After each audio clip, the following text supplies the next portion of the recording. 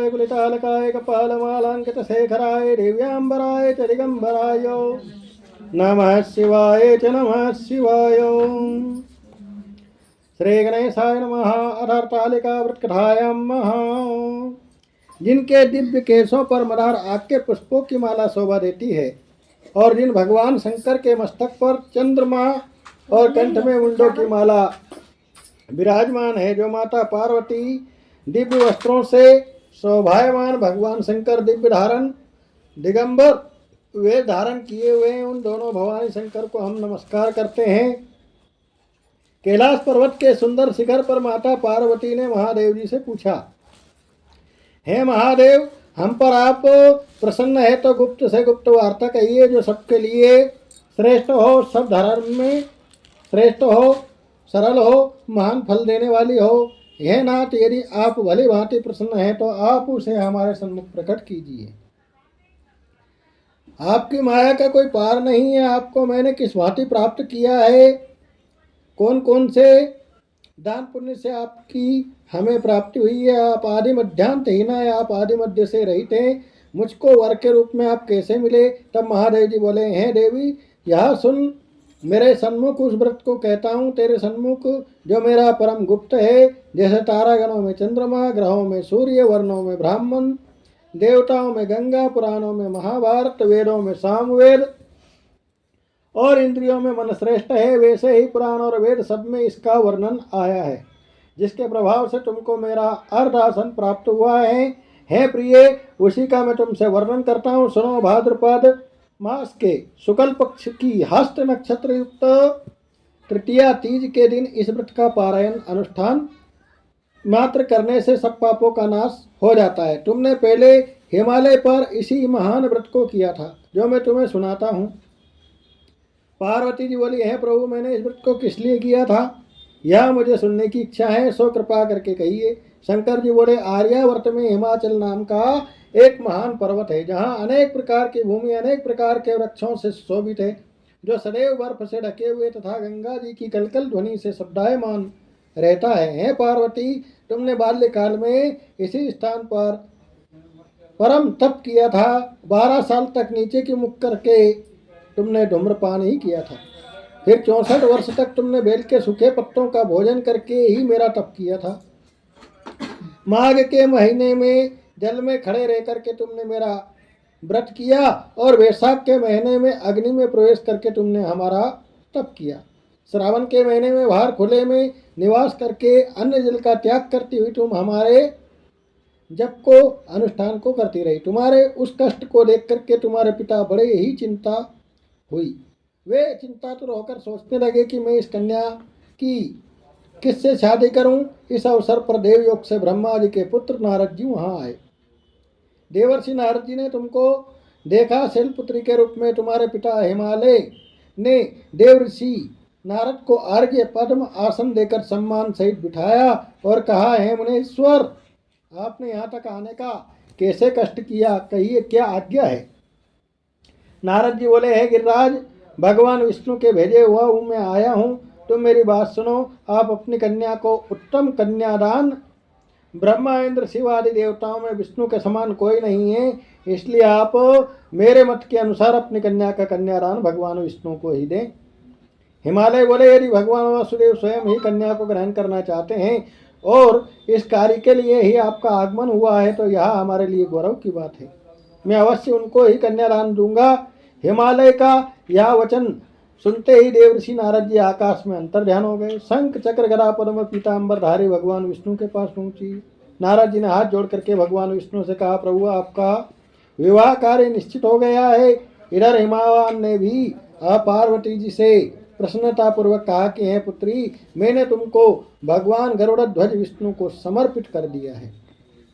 पिता के इन वचनों को सुनते ही पार्वती जी अपनी सहेली के घर गई और पृथ्वी पर गिरकर अत्यंत दुखित हो विलाप करती हुई रोने लगी। उनको विलाप करते हुए देख करके सखी बोली, है देवी, तुम किस कारण से दुख पाती हो, मुझे बताओ, मैं अवश्य ही तुम्हारी इच्छा पूर्ण करूंगी। पार्वती जी बोली, है सखी, सुन, मेरी जो मन की अभिलाषा है मैं सुनाती हूँ। मैं श्री महादेव जी का वर्ण करना चाहती हूँ। मेरे इस कार्य को पिताजी ने बिगाड़ना चाहा है, इसलिए मैं निस्संदेह अपने शरीर का त्याग करूंगी। पार्वती के इन वचनों को सुनकर के सखी ने कहा कि हे देवी, जिस वन को तुम्हारे पिताजी ने ना देखा हो तुम वहां चली जाओ। तब हे देवी पार्वती जी, तुम अपनी सखी का यह वचन सुन ही ऐसे ही वन को चली गई। पिता हिमवान ने तुम्हें घर पर ना पाकर सोचा कि मेरी पुत्री को कोई देवदानव अथवा किन्नर हरण करके ले गया है। मैंने नारद जी को वचन दिया था कि मैं पुत्री का गरुड़ ध्वज भगवान के साथ वर्ण करूंगा। हाय, अब यह कैसे पूरा होगा। ऐसा सोच करके बहुत चिंतातुर हो मूर्छित हो गए। तब सब लोग हाहाकार करते हुए दौड़े हुए आए। मूर्छा दूर होने पर गिरिराज से बोले कि हमें अपनी मूर्छा का कारण बताओ। हिमालय बोले, मेरे दुख का कारण यह है कि मेरी कन्या रत्न रूपी को कोई हरण करके ले गया, सर्प डस गया अथवा किसी सिंह ने मार डाला, ना जाने वह कहाँ चली गई। उसे किसी राक्षस ने तो नहीं मार डाला है। इस प्रकार कहकर गिरिराज दुखित होकर के ऐसे कांपने लगा जैसे वायु के चलने पर कोई वृक्ष कांपता हो। तत्पश्चात है पार्वती, तुम्हें गिरिराज साथियों सहित घने जंगल में ढूंढने निकले। सिंह, व्याघ्र, रीछ आदि हिंसक जंतुओं के कारण वन महाभयानक प्रतीत होता था। तुम भी सखी के साथ भयानक वन में जंगल में घूमती हुई वन में एक नदी के तट पर एक गुफा में पहुंची। उस गुफा में तुम अपनी सखी के साथ प्रवेश कर गई, जहां तुम अन्न जल का त्याग करके बालू का शिवलिंग बनाकर मेरी आराधना करती रही। उस समय भाद्रपद मास की हस्त नक्षत्र युक्त तृतीया के दिन तुमने मेरा विधि विधान से पूजन किया तथा रात्रि को गीत गायन करते हुए जागरण किया। तुम्हारे महाव्रत के प्रभाव से मेरा आसन डोलने लगा। मैं उसी स्थान पर आ गया जहाँ तुम और तुम्हारी सखी दोनों थी। मैंने आकर तुमसे कहा कि हे वरानने, मैं तुमसे प्रसन्न हूँ, तुम मुझसे वर मांगो। तब तुमने कहा कि हे महादेव, यदि आप प्रसन्न हैं तो आप महादेव जी ही मुझे पति के रूप में प्राप्त हो। मैंने कहा तथास्तु। ऐसा कहकर के मैं कैलाश पर्वत को चला गया और तुमने प्रभात होते ही मेरी उस बालू की प्रतिमा को नदी में विसर्जित कर दिया है। सुबह तुमने वहां अपनी सखी सहित व्रत का पारायण किया। इतने में तुम्हारे पिता हिमालय भी तुम्हें ढूंढते हुए उसी वन में आ पहुंचे। उस समय उन्होंने नदी के तट पर तुम दो कन्याओं को देखा तो वो तुम्हारे पास आ गए और तुम्हें हृदय से लगाकर रोने लगे। बोले, बेटी तुम इस सिंह व्याघ्र आदि युक्त घने जंगल में क्यों चली आई। तुमने कहा, हे पिता, हमने पहले ही अपना शरीर भगवान शिव को समर्पित किया था, किंतु आपने इसके विपरीत कार्य करना चाहा, इसलिए मैं वन को चली आई। ऐसा सुनकर के हिमालय ने तुमसे कहा कि पुत्री, मैं तुम्हारी इच्छा के विरुद्ध कोई कार्य नहीं करूंगा। तब वे तुम्हें लेकर घर आए और तुम्हारा विवाह हमारे साथ कर दिया। हे प्रिय, उसी व्रत के प्रभाव से तुमको मेरा अर्धासन प्राप्त हुआ है। इस व्रतराज को मैंने कभी किसी के सन्मुख वर्णन नहीं किया था, सो आज तुम्हारे सन्मुख वर्णन किया है। अब मैं तुम्हें बताता हूँ कि इस व्रत का नाम व्रतराज क्यों पड़ा, क्योंकि तुमको तुम्हारी सखी हरण करके ले गई थी, इसीलिए इसका नाम हरताली का नाम व्रत पड़ा। पार्वती जी बोले, हे स्वामी, आपने इस व्रतराज का नाम तो बता दिया, किंतु मुझे इसकी विधि एवं फल भी बताइए, इसके करने से किस फल की प्राप्ति होती। तब भगवान शंकर जी बोले, इस स्त्री जाति के अति उत्तम व्रत की विधि सुनिए। सौभाग्य की इच्छा रखने वाली स्त्रियां इस व्रत को विधि पूर्वक करें। केले के खंभों से मंडप बना करके उसे बंधनवारों से सुशोभित करें। उसमें विविध रंगों के उत्तम रेशमी वस्त्र, चांदनी ऊपर तान देवे, चंदन आदि सुगंधित द्रव्यों का लेपन करके स्त्रियां एकत्र हो शंख, भैरी, मृदंग आदि बजावे। विधि पूर्वक मंगलाचरण करके श्री गौरी शंकर की बालू निर्मित प्रतिमा स्थापित करे। फिर भगवान शिव पार्वती का गंध पुष्प धूप दीपादि के द्वारा विधि पूर्वक पूजन करे। अनेकों प्रकार का नैवेद्य का भोग लगावे। रात्रि को जागरण करे। नारियल, सुपारी, जवारी, नींबू, लौंग, नारंगी, अनार आदि ऋतु फलों को एकत्रित करके धूप दीप आदि से पूजन करके भगवान से प्रार्थना करें। हैं कल्याण स्वरूप शिव, हैं मंगल स्वरूप शिव, हैं मंगल रूप महेश्वरी माता पार्वती, कामनाओं को पूर्ण करने वाली कल्याण रूप शिव, तुमको नमस्कार है। माता पार्वती, हम तुम्हें बारंबार प्रणाम करते हैं। शंकर जी को सदैव नमस्कार करते हैं। ब्रह्म फनी जगत का पालन करने वाली माँ, आपको बारंबार प्रणाम है। हे सिंहवाहिनी, मैं संसारिक भय से व्याकुल हूँ, तुम मेरी रक्षा करो। हे महेश्वरी, मैंने इसी अभिलाषा से आपका पूजन किया है। हे माता पार्वती, आप हमारे ऊपर सदैव प्रसन्न होकर के हमें सुख सौभाग्य प्रदान कीजिए। इस प्रकार के शब्दों के द्वारा उमा से शंकर जी का पूजन करें। विधि पूर्वक कथा सुनकर के गौ, वस्त्र, आभूषण आदि ब्राह्मणों को दान करें। इस व्रत के इस प्रकार से व्रत करने वाले के सब पाप नष्ट हो जाते हैं। बोले शिव शंकर भगवान की जय। अच्युतम चढ़ा दीजिए। अच्युतम केशवम राम नारायणम कृष्ण दामोदरम वासुदेवम भजे श्रीधरम माधवम गोपिका वल्लभम जानकी नायकम रामचंद्रम भजे। बोले शिव शंकर भगवान की जय। बाल कृष्ण भगवान की जय। वृंदावन बिहारी लाल की जय। कंडा में लगा के मैं सब कर दूंगी, वो तो बाद में छोड़ दूंगी। इसी में रख करके थोड़ा सा अरे वो मेरी आंख में धुआं भराएगा।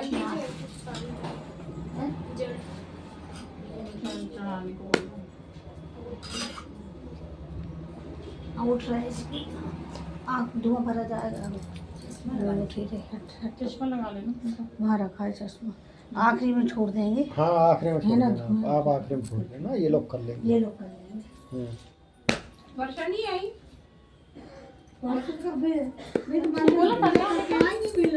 पूजा करके आएंगे, यहाँ नहीं करेंगी। लगा लीजिए इसमें।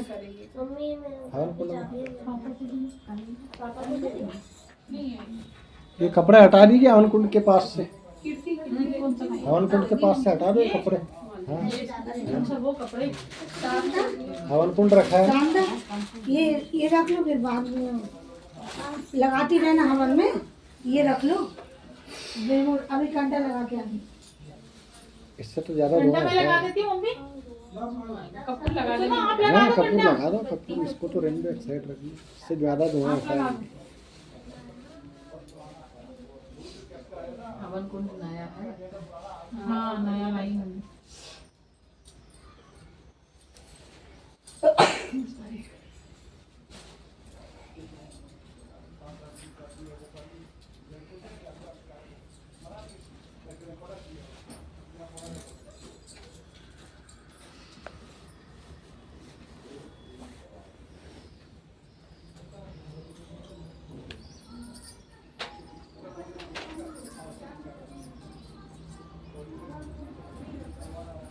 हवन कुंड तो ये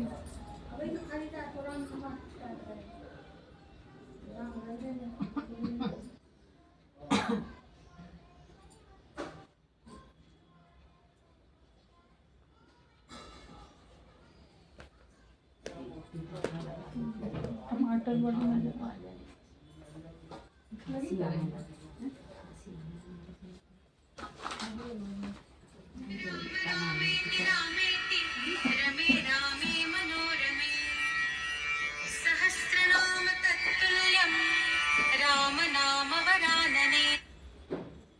हेलो जय श्री राम जी की। नहीं नहीं नहीं 11 बजे तक फ्री नहीं हो पाएंगे। वहीं से ले आएंगे ना। नहीं करा पाएंगे, अभी आएंगे हम तो आरती कराने के लिए। कपूर लगा लेना तो हो जाएगी। उन्हें दे दिए फिर कर लेंगे। नहीं आ पाएंगे, हमारे पास समय नहीं है अभी। अभी भी हम पूजन नहीं है जी। हाँ वो मैं मुश्किल लग रहा है अभी। क्या है जी? अरे 5-10 मिनट में कुछ नहीं होता साहब। हाँ तो 8 बजे से अपना मंदिर में भी रहेगा ना, ये 8:30 बजे कार्यक्रम। हाँ ठीक। हाँ नहीं वो तो ड्यूटी गया है। ठीक ठीक है सर।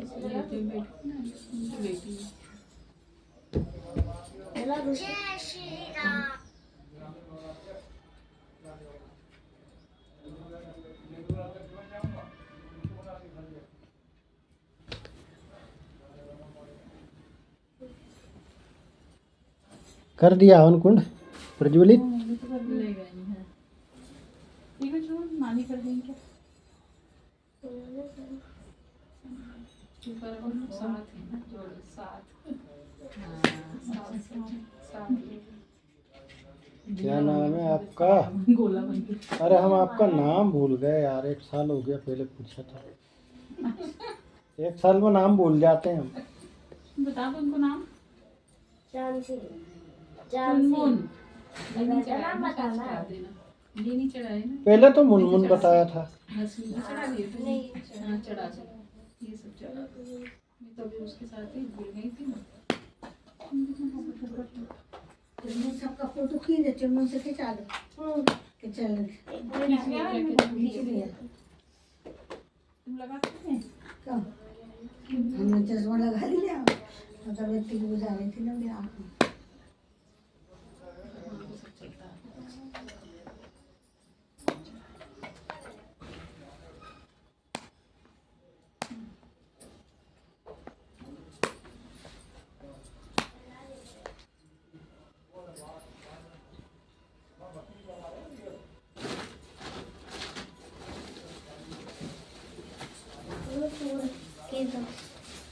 क्या?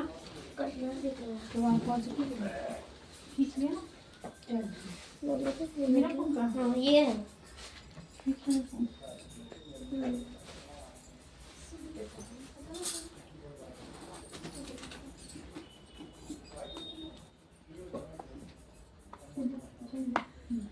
दो दिन तो ऐसी आँख दुखी है, 5 हाँ बेबी।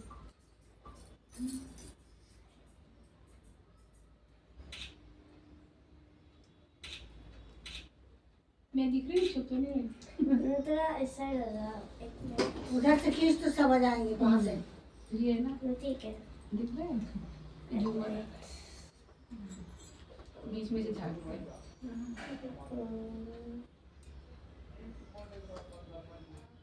चूड़ी पहन के आई है, पंडित जी टीका तो लगाए नहीं अपन। हवन कुंड वो तो लगा देना। नहीं है ना, अभी टीका भी लगा लो। पंडित जी को हवन कुंड में मिला है राजीव जी। राजीव जी हमारी राशि ना है, राशि। खींच लो मम्मी। राजेंद्र जी है ना? मम्मी खींच लो। हाँ खींचो। उनके भी खींच दो सीधे। पहला टीका 10 साल से रह रही है, 6-7 साल से रह रही है। अच्छा। शादी के बाद पहला है। हाँ शादी के बाद। अरे भैया राजगढ़ हम लोग भी पहले से ही 2016 2016 से रह रही, बता रही। जब इतनी बड़ी बड़ी 12 से। फिर वो कपूर लगा लेना। हाँ कपूर लगा लेंगे, ले आओ। मैंने दिए 7 ना, बजे नारियल की वो भी लगा ली। 7 बज गई, ले आओ। अरे पंडित जी अभी 7 बजे में 15 मिनट है। क्या? मोबाइल चल रहा है हमारा। एंगेजमेंट मोबाइल चल रहा है, ठीक है। हाँ जानती हूँ। हो गए?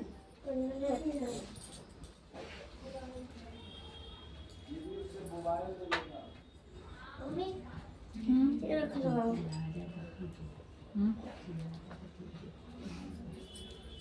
हो गया।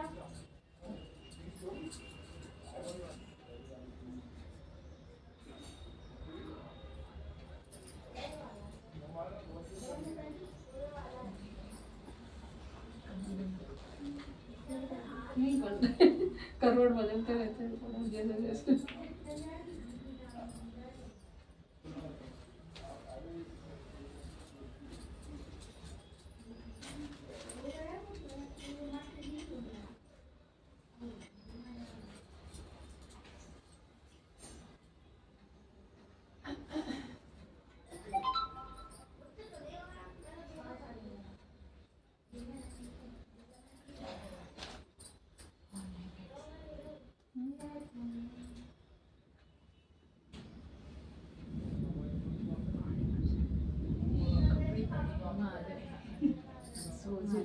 फोन कर दो, फोन कर दो। और किसी चीज की याद नहीं है, कपड़े हैं।